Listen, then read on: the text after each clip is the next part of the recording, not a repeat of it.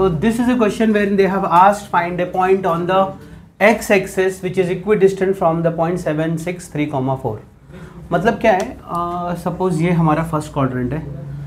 अब ये दो पॉइंट यहाँ कहीं पे तो है 7 और 6, सपोज यहाँ पर है 3 और 4, x का 3 यहाँ पर है.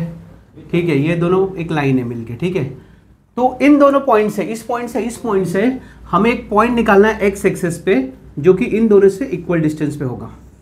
समझ रहे हो क्या? ये सपोज क्या है 3,4 पॉइंट है, ये पॉइंट क्या है 7,6 है. We have to take out a point on x axis which is equal distant from this point. तो आप ये पॉइंट को क्या कंसीडर करोगे, ऐसे बता दो मुझे पहले. क्या कंसीडर करोगे? y तो 0 आ जाएगा, एक चीज तो फिक्स है. तो हम लोग यहाँ पे क्या लेते हैं, x, 0 ले लेते हैं. मान लो ये वो पॉइंट है जो इससे इक्विडिस्टेंट है. अभी इक्विडिस्टेंस है तो डिस्टेंस फॉर्मूला तुमको पता है. डिस्टेंस फॉर्मूला क्या है बोलो?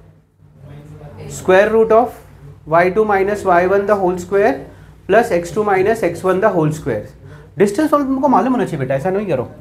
ठीक है, तो मान लो कि हम इसको नाम देते हैं. मान लो कि ये a है, ये b है, और ये जिस पॉइंट पे जो इससे इक्विडिस्टेंस है वो पॉइंट c है. तो हम लोग लिखेंगे लेट a इज 3,4, मैंने इसको पहले ले लिया, कोई प्रॉब्लम नहीं है. b is 7,6 and the required point on x axis b x, 0, क्योंकि x एक्सिस पे y कोऑर्डिनेट हमेशा 0 होता है.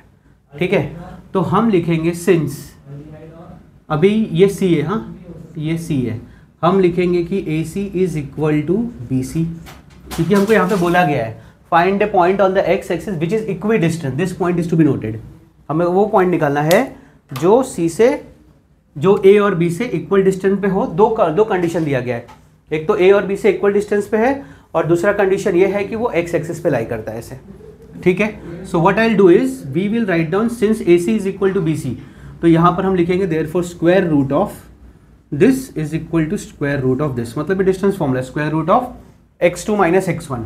तो अगर ये A है, ये B है, मैं C को यहाँ लिख देता हूँ, C इज x, 0. जब मैं AC का डिस्टेंस लूंगा that will be equal to BC का डिस्टेंस. तो पहले AC का डिस्टेंस निकालता हूं मैं.